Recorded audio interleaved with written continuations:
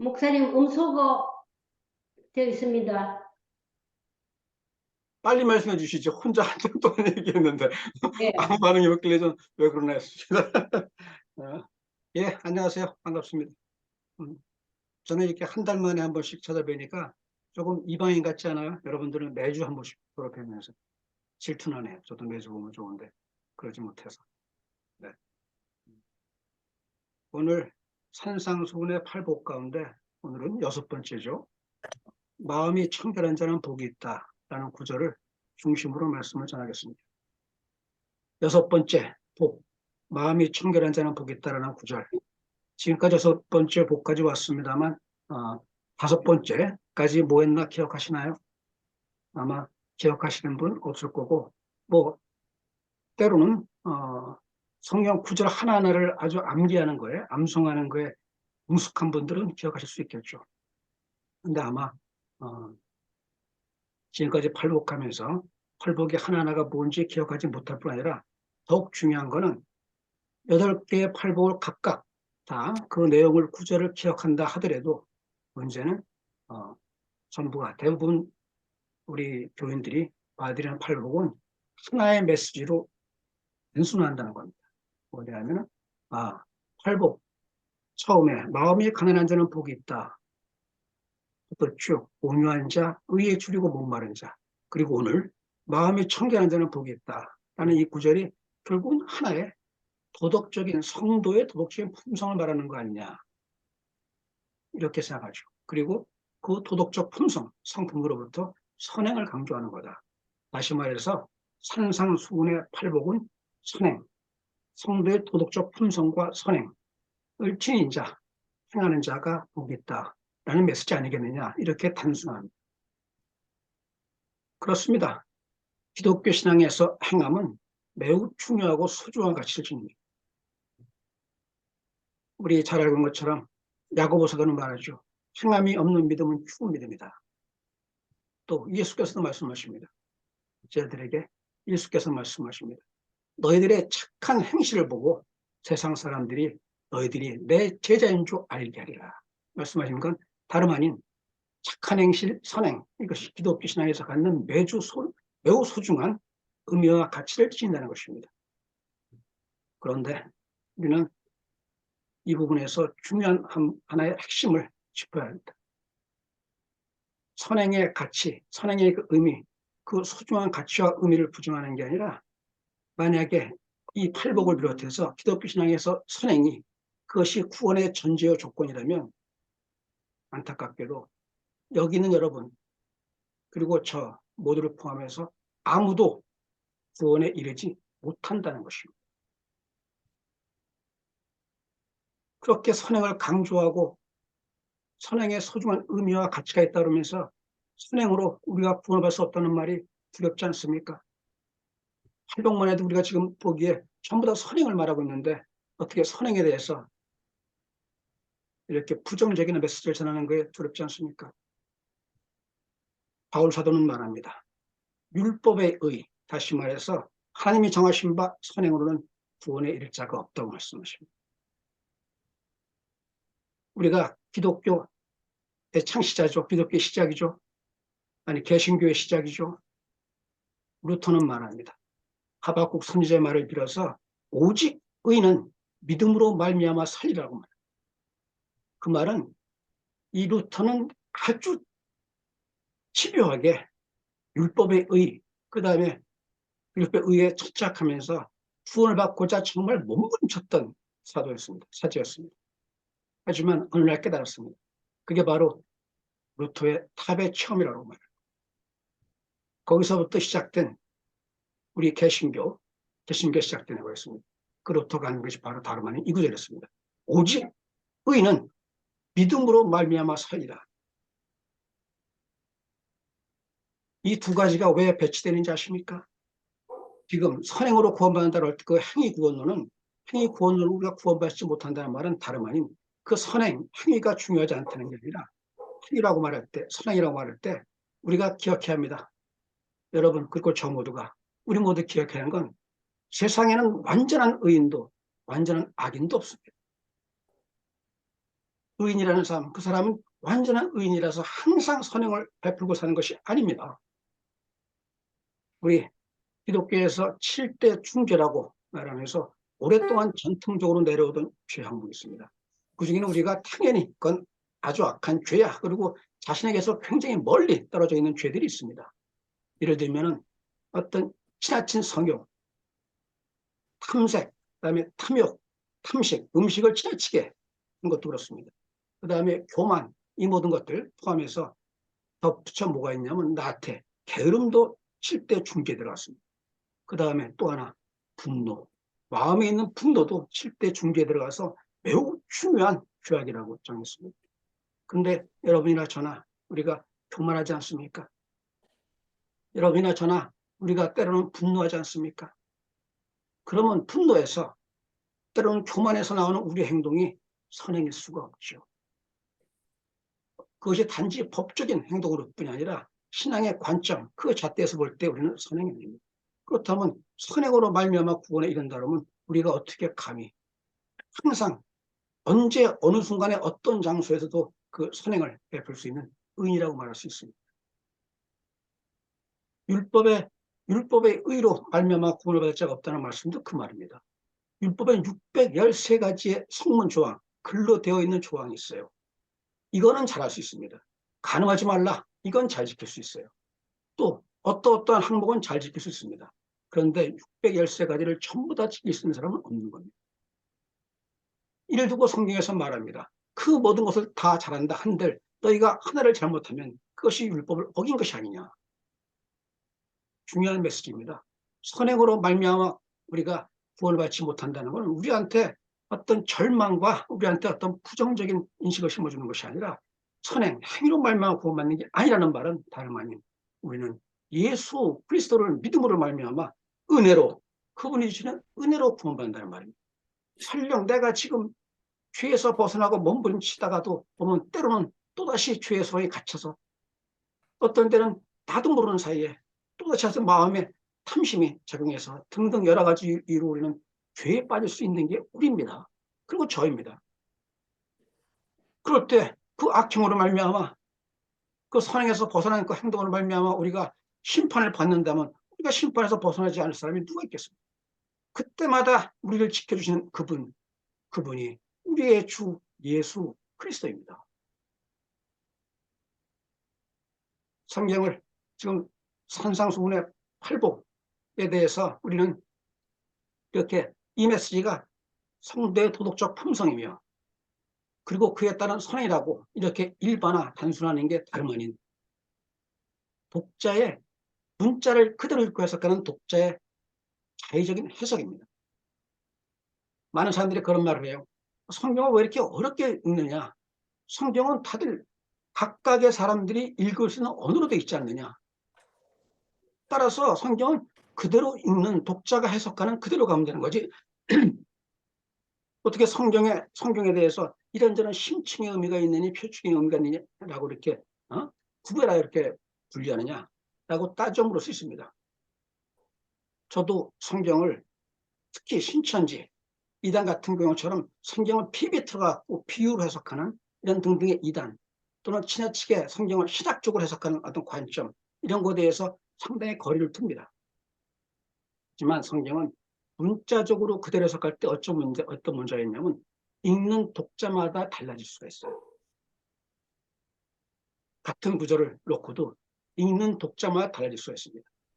예를 들면 사랑이라는 말이 예수께서 말씀하셨던 아가페의 사랑은 철저하게 헌신적인 사랑입니다. 그런데 부부간에 또는 젊은 남녀 간의 그 사랑은 상당히 에로스적인 사랑을 많이 얘기해요. 또 심지어 프랑스 말로 페라무라는 말은 라무라는 말이 사랑 아닙니까? 근데 페라는 게 하다예요. 그럼 사랑하다가 돼야 되는데 걔들한테 페라무라는 말 성적인 성관계를 말합니다. 올라오는 말 자체가. 또 어떤 때 그 사랑이란 말은 각각의 맥락에서 달라집니다. 같은 단어인데도. 저는 성경 해석에 있어서 가장 기본적인 원칙이 있다고 누누이 강조해왔고, 특히 우리 아르케 처치에서는 다름 아닌 성경 해석의 가장 기본적인 절대 원칙이 있어야 된다.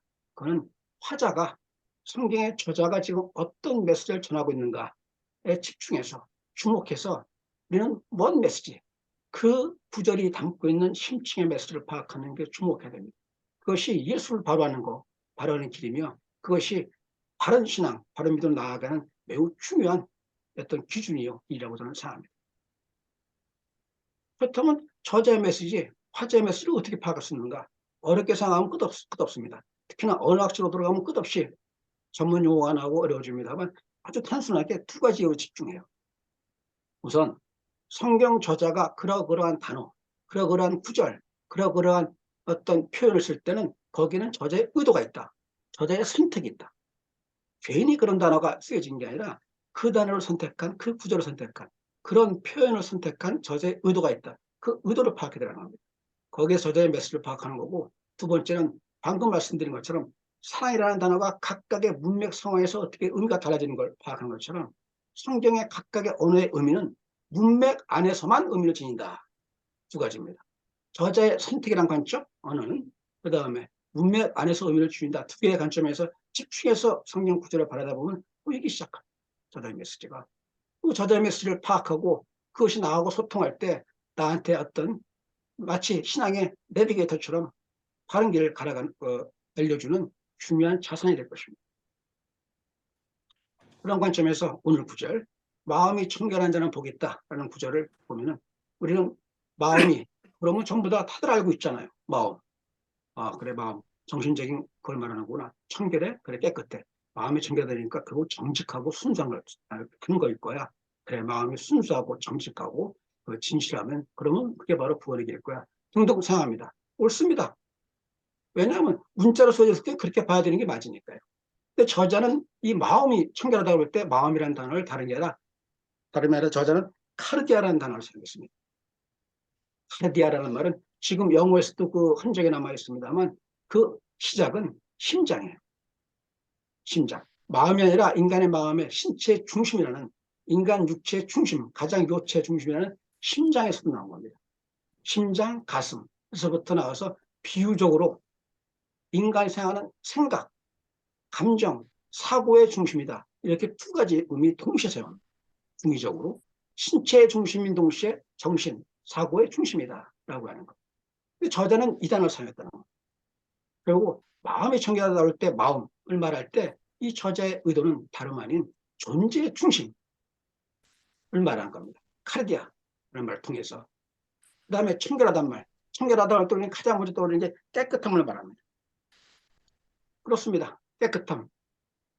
청결 그 자체의 깨끗함, 단순하게, 쉽게 단순하게 일반화합니다만 저자는 여기서도 할라와 카르디아를 사용했습니다.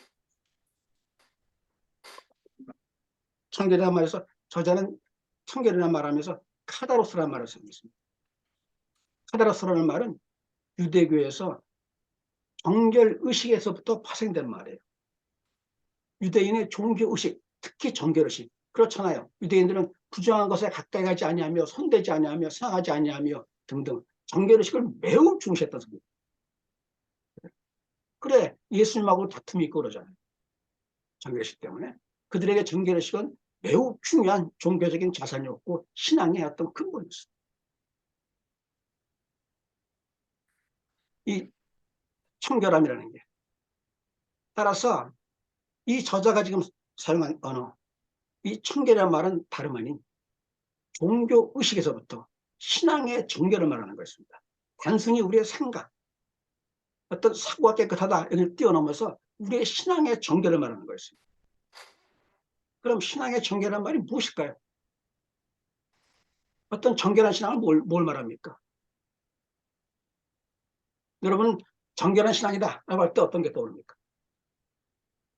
우선 정결한 신앙을 말하기 위해서 우리는 정결이 뭐다라고 단정에 들어가기 전에 정결에 배치되는, 정결에 맞서는 부정. 왜냐하면 유대인들은 부정한, 정기로 씨에 맞서는 부정에 대해서 철저히 그에 대해서 배격하고 배제하는 게 유대 신앙이었습니다. 부정한 신앙이 무언가를 알아보는 것. 유대인들이 가장 성경의 관점에서 가장 부정한 신앙이라고 말했던 게 무엇인가를 보면서 우리는 정결한 신앙, 마음이 청결한 게 무엇인가로 나아갈 수 있을 것입니다. 유대인들에게 가장 큰 부정은 첫 번째, 외식입니다. 예수께서 수도시 말씀하십니다. 이는 겉과 속이 다른, 성경은 분명히 기록합니다. 너희가 입으로는 하나님을 공경한다 하면서 마음은 하나님께서 멀도다 라고 말씀하실 때 그 말은 바로 그 마음에 입으로는 주여 주여 외치고 또 예수께서 똑같이 말씀하십니다. 입으로는 주여 주여 하지만 정작 하나님 말씀을 따르지 않으며 정작 하나님께서 그 마음이 멀어진 상태. 겉과 속이 다른 신앙, 이것이 부정한 신앙. 겉과 속이 다르다는 신앙, 이것이 부정한 신앙. 첫 번째는 외식하는 신앙이요. 두 번째, 이렇게 겉과 속이 다른 신앙이 어디서 파생된다고 보십니까? 여러분, 겉과 속이 다른 이 신앙은 다름 아닌 내가 마음으로는 모든 사람이 그렇게 생각해요. 모든 교회들이. 나는 하나님을 믿어. 난 믿는 건 당연히 내가 마음으로 믿는 거지. 아니 마음이 없으면 어떻게 하나님 믿겠어? 라고들 말합니다. 난 예수를 믿어. 난 마음으로 진정 그를 사랑해. 등등 말하면서 예수를 믿는다고 전부 다 강조합니다. 그런데 그 마음에 참으로 안타깝게도 우리가 미처 깨닫지 못하는 사이에 두 마음이 있다는 것. 바울 사도도 강조해서 말했던 것처럼 우리에겐 선한 마음과 악한 마음이 동시에 내어져 있습니다. 두 마음. 항상 하나님 믿는 나는 입술로 그리고 마음으로도 주여 주여 하면서 믿지만 우리도 미처 깨닫지 못하는 사이에 우리를 움켜쥐고 있는 또 다른 욕망의 어떤 사슬이 있다는 겁니다. 두 마음이. 그래서 야고보 사도는 이렇게 말합니다. 두 마음을 품어 모든 일에 정함이 없는 자로다. 두 마음을 품어 모든 일에 정함, 깨끗함이 없다. 부정함. 이것이 바로 청결하지 못한 신앙의 어떤 출발점일 겁니다. 이 두 마음은 어디서 비롯될까요? 막 조금 전에 말씀드린 것처럼 마음이라는 어떤 그 어원이 다름 아닌 인간의 신체와 정신의 중심이었다면 두 마음이 있다는 말은 다름 아닌 우리가 두 주인을 섬기고 있다는 말인 것입니다. 많이 봤습니다. 많이 들었습니다. 두 주인을 섬기지 못할 거다. 이는 마태복음에 있는 구절입니다. 한 사람이 두 주인을 섬기지 못할 것이니 꼭 이를 미워하고 저를 사랑하거나 꼭 이를 중히 여기고 저를 경히 여깁니다. 너희가 하나님과 재물을 겸하여 섬기지 못하느니라 라고 말하면서 두 주인에 대해서 말합니다. 첫째, 외식하는 신앙이 부정한 신앙이요 청결하지 못한 신앙이라고 말씀드렸습니다. 나가서 이 외식한 신앙의 바탕에는 두 마음이 있고 그 두 마음은 두 주인을 섬기는 마음이기 때문이다. 그렇다면 두 주인이 무엇일까요? 오늘날 지금 성경에서 말한 것처럼 분명히 하나님과 재물을 동시에 섬길 수 없다라고 말합니다. 이 재물은 만몬이죠.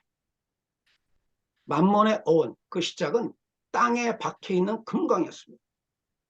땅속에 박혀있는 금광을 바라보는 눈, 항상 눈은 세상을 바라보고 금광을 바라보면서 항상 마음속에 있는 탐심, 세상의 재물에 대한 욕망, 이것이 만몬이에요. 사실 교회 타락을 많이 말합니다만 이 타락, 교회만이 아닐 겁니다. 세상의 타락, 그 근본은 다름 아닌 이 만몬이 바로 주인이 되는, 만몬이 우상이 되는 만모니즘이 깔려 있다고 저는 바라보고 있습니다. 타락이 가장 어떤 바탕에 깔려있는 만몬, 그 주인의 어떤 하나의 준. 우리는 그래서 참으로 많은 경우에 보게 됩니다.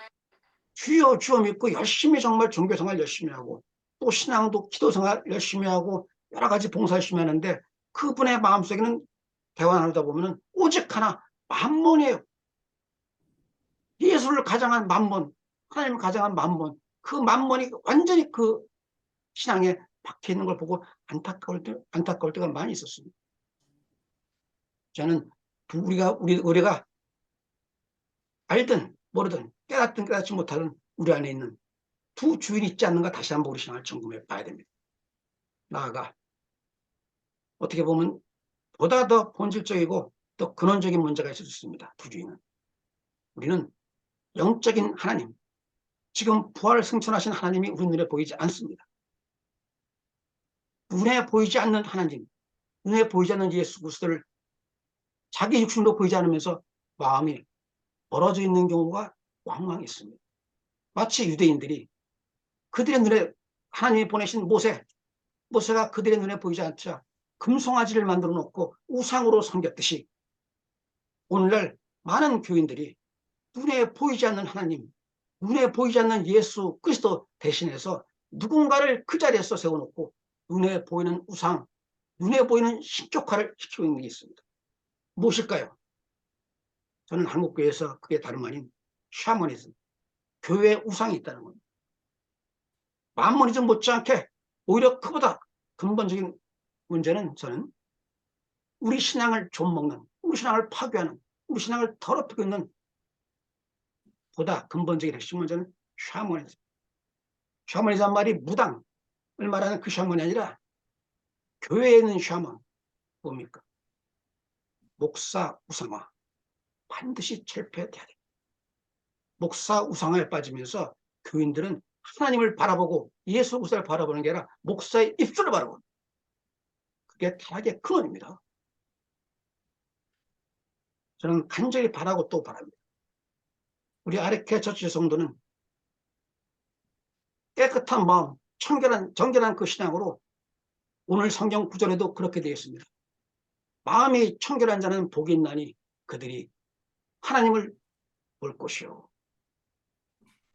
우리가 하나님을 볼 수 있는 정결한 마음으로 두 마음, 두 주인, 나도 모르는 사이에, 나도 인정하지 않는 사이에 내 안에 있는 두 마음, 두 주인 때문에 눈이 가려져서 하나님을 바라보지 못하고 예수 그리스도를 바라보지 못하는 그런 병든 신앙, 맹신 신앙이 아니라 우리가 청결한 마음으로 하나님을 바라볼 수 있는 깨끗한 신앙으로 나아가기 위해서는 우리는 마음속에 있는 두 주인, 두 마음을 없애야 할 것입니다. 아멘. 어떻게 없앨 수 있을까요? 어떻게 없앨 수 있을까요? 두 마음을. 나도 사실은 지금 이렇게 말하는 저라고 없겠습니까? 여러분들이 스스로 깨끗하다고 정결한 신앙이라고 말하지만 없다고 단언할 수 있어요? 조금 전에 말씀드렸습니다만 항상 완전한 의인, 완전한 악인이 있는 게 아니라니까요. 언제 어느 순간에 어떤 유혹에 빠질 수 없는 게 다시 말해서 마지막 눈 감는 그 순간까지 우리는 경계하고 조심해야 되는 게 우리예요. 물론 그 과정을 하나님이 손잡아 주시고 붙잡아 주시고 함께 동행하십니다만 그럼에도 불구하고 우리는 항상 조심하고 경계해야 돼요. 이렇게 두 마음, 두 주인 업속에 두 주인의 두 마음, 두 주인을 품지 아니하고 우리가 오직 하나님, 오직 예수 그리스도께 나아가는 길은 성경에 말한 바 그대로입니다. 너희는 신앙의 근본이고 거기서부터 모든 신앙이 파생됩니다. 무엇입니까? 마음과 힘과 뜻을 다하여 하나님을 사랑하라. 마음과 뜻과 힘을 다하여 예수 그리스도를 사랑하라. 솔라 크리스토스, 오직 예수. 여기서 오직 예수라고 할 때 오직이란 말은 유일하다는 이 말은 결코 가족을 등한시하고 이웃과 벗을 등한시하고 세상에 가난한 자를 등한시하고 등등 그들을 무시하란 말이 아닙니다. 여기서 솔라, 오직이란 말은 강조부사, 절대부사로 그 의미를 강조해서 그 예수 그리스도께 집중하라는 거예요.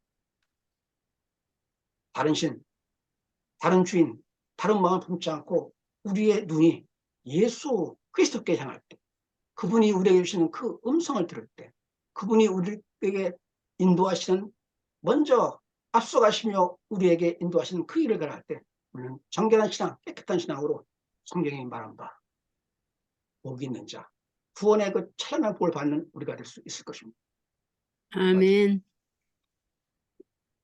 할렐루야, 주님 감사합니다. 마음이 청결한 자, 복이 있다고 말씀하신 주님. 마음이 청결한 자, 하나님을 볼 수 있다고 말씀하신 주님. 마음이 청결한 자, 구원의 능력, 구원의 은혜를 입을 수 있다고 말씀하신 주님. 바로건대 우리 아르케 처치 성도 한 분 한 분 모두가 정결한 신앙, 정결한 마음, 주께서 말씀하신 그 마음이 청결한 자가 되어 하나님을 보는 자, 하나님과 소통하는 자, 그리고 구원의 그 은혜를 받는 귀한 성도, 귀한 자녀 될 수 있도록 주여 인도하시어 주시옵고 지켜 주시옵소서. 은혜 감사드리며 우리 주 예수 그리스도 이름으로 기도합니다.